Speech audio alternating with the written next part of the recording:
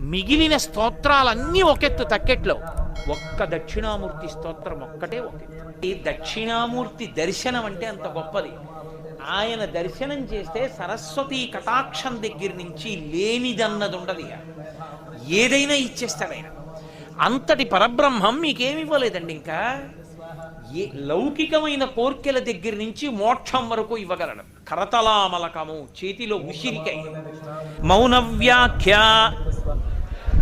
ప్రకటిత పరబ్రహ్మతత్వం యువానం వర్షిష్ఠాంతే వసదృషిగణైః ఆవృతం బ్రహ్మనిష్టైః ఆచార్యేంద్రం కరకలిత చిన్ముద్ర ఆనందరూపం స్వాత్మ